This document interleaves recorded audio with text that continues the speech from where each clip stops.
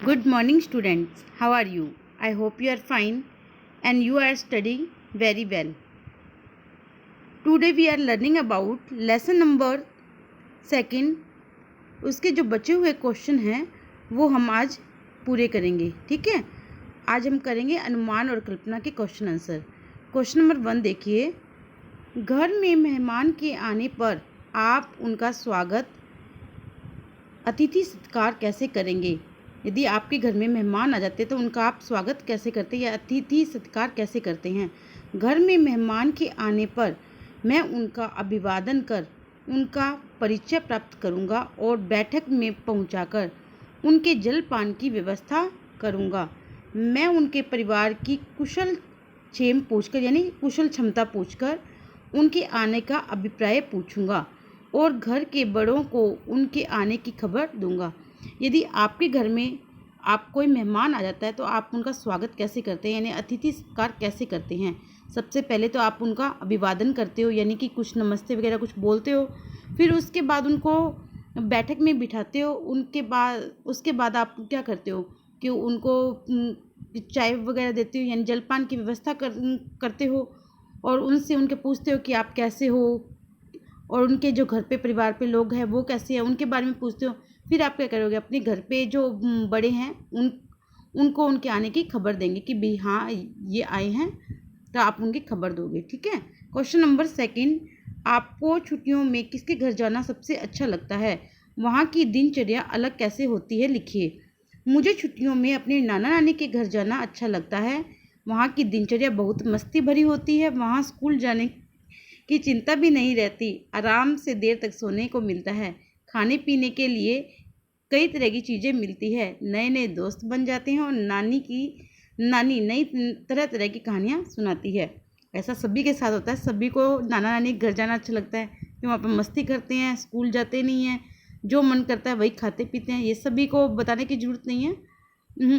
आप अपनी तरफ से भी 2-3 लाइन्स में ऐड करके लिख सकते हो। ओके, नेक्स्ट देखिए। मशीनी युग में अनेक परिवर्तन आए दिन होते रहते हैं। आप अपने आसपास से इस प्रकार के किसी परिवर्तन का उदाहरण चुनिए और उसके बारे में लिखिए। मशीनी युग में आए दिन अनेक परिवर्तन होते रहते हैं। इस परिवर्तन का एक अच्छा उदाहरण कृषि है। कृषि क्या होता है? कृषि पता है ना आपको? हाँ, कुछ समय पहले तक खेती बाड़ी का काम किसान हाथ तथा जानवरों से किया करता था, लेकिन आज खेती संबंधी हर काम मशीनों का प्रयोग से होने लगा है। इससे जहां एक और कृषि पैदावार में बढ़त हुई है, दूसरी ओर कृषि कार्य में लगे मजदूरों की रोजी रोटी छीन गई है। उन्हें आजीविका के लिए शहरों की ओर पलायन करना पड़ रहा है। ये आप देख रहे हो कि आजकल जो कृषि है यानी कि जो खेती बाड़ी का काम है, पहले लोग हाथों से करते थे, जानवरों के माध्यम से करते थे, लेकिन आजकल मशीनें आ गई है तो उससे ज़्यादातर काम होने लग गया है। और इससे जो है कृषि में पैदावार भी बढ़ी है यानी कि कृषि अच्छी होने लगी है। दूसरी ओर जो काफ़ी लोग हैं जो कृषि करते थे तो उनका ये काम छूट गया है यानी उनकी रोजी रोटी भी छिन गई है और लोग क्या होते हैं कि उन्हें काम ना मिलने पर वो शहरों की ओर जाने लगे हैं। Okay, understand. नेक्स्ट देखिए। क्वेश्चन नंबर 4, बाजार में बिकने वाले सामानों के डिजाइन में हमेशा परिवर्तन होता रहता है। आप इन परिवर्तनों को किस प्रकार देखते हैं? आपस में चर्चा कीजिए। बाजार में अनेक प्रकार के सामान बिकते हैं। इनमें खाने पीने के सामानों के अलावा पहनने ओढ़ने मनोरंजन का सामान भी होते हैं। इन सामानों के डिजाइनों में विशेष कपड़ों के डिजाइनों में हमेशा परिवर्तन होता है। ऐसा समाज की सोच, रुचि व फैशन आदि में आए परिवर्तन के कारण होता है। कैसे होता है? क्योंकि यहाँ पर क्या होता है, हमें बहुत सारी चीज़ें मिलती है। आप मार्केट में जाते हो, बाज़ार में जाते हो, यहाँ पर आपको खाने पीने का सामान तो मिलना ही है, साथ में पहनने ओढ़ने का, मनोरंजन का यानी कि जो आपके एंटरटेनमेंट का सामान होता है वो भी मिल जाता है और डिजाइनरों में कपड़े वगैरह अच्छे डिज़ाइन के मिल जाते हैं और हमें नए नए डिज़ाइन देखने को मिल जाते हैं जिससे हमें पता चलता है कि अब क्या चेंजेस आ रही है। और ऐसा समाज की सोच, रुचि व फैशन आदि में परिवर्तन के कारण होता रहता है। क्वेश्चन नंबर 5 देखिए। हमारे खान पान, रहन सहन और कपड़ों में भी बदलाव आ रहा है। इस बदलाव के पक्ष और विपक्ष में बातचीत कीजिए और बातचीत के आधार पर लेख तैयार कीजिए। कि हमारे जो खान पान है, हमारा रहन सहन है, कपड़े हैं, इनमें किस तरह से बदलाव आ रहा है। आपको उसके बारे में पक्ष में और उसमें क्या हानियाँ हैं उसके बारे में बातचीत करनी है। बदलाव प्रकृति का नियम है, बदलाव समय समय पर होता रहता है। ये यद्यपि बड़े बुजुर्ग इस बदलाव को देर से स्वीकार करते हैं, परंतु युवा पीढ़ी है वो तुरंत स्वीकार कर लेती है। बड़े लोग इसे फैशन का नाम देते हैं और आरंभ में इसका विरोध भी करते हैं, परंतु आगे चलकर धीरे धीरे इसे स्वीकार कर लेते हैं। जो लोग बुजुर्ग इस बदलाव को स्वीकार कर लेते हैं वे युवाओं द्वारा स्वीकार्य होते हैं, अर्थात युवा उनके सम्मुख अपनी समस्याओं को आसानी से रख देते हैं। दूसरी ओर रूढ़िवादी और पिछड़ी सोच वाली बुजुर्ग पीढ़ी से जो उनके खान पान, रहन सहन और बेवजह टीका टिप्पणी करती है बचना चाहते हैं।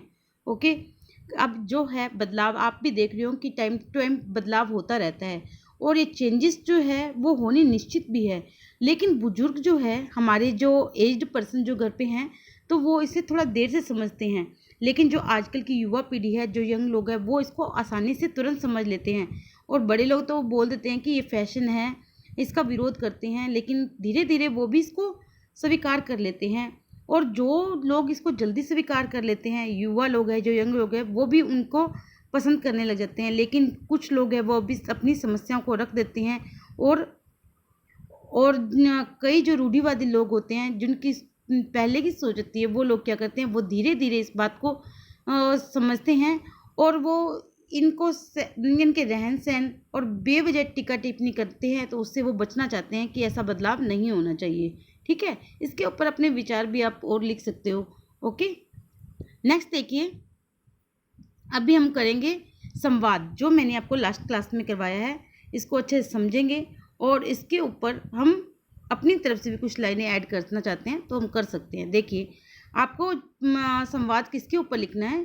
जीवन में व्यायाम के महत्व पर दो मित्रों के बीच संवाद। ठीक है, प्रतीक, कोई दो के नाम लिखने हैं आपको। अब मैंने प्रतीक और उत्कर्ष लिया, आप कुछ और भी नेम राइट कर सकते हो। तो अब दो फ्रेंड्स के बीच में बात हो रही है, तो हमें उनकी बातचीत के बारे में यहाँ पर मैं बता रही हूँ। संवाद का मतलब ही होता है कि बातचीत। अरे उत्कर्ष, कल जब गुरुजी ने व्यायाम के बारे में बता रहे थे, तुम कहाँ पर थे? ठीक है, उत्कर्ष कहता है, हाँ मित्र, मैं वहीं पर था। प्रतीक, तुम्हें क्या समझ में आया? आप भी यही बात करते हो ना? उत्कर्ष, यही कि स्वस्थ एवं निरोग रहने के लिए व्यायाम अति आवश्यक है।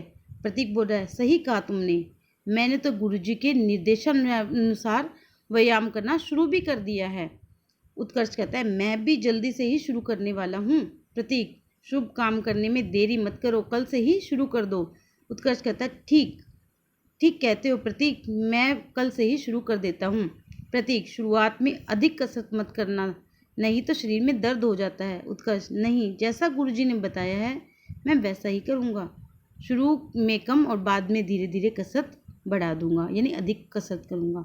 ठीक है, आपको समझ में आया? आप भी ये सोचना कि हम भी दो फ्रेंड्स बातचीत कर रहे हैं तो हमें उसके बारे में लिखना है। यदि एक दो लाइन आप भी ऐड करना चाहते हो तो आप कर सकते हो। ओके, आई होप आपको ये क्वेश्चन आंसर और संवाद अच्छे समझ में आया होगा।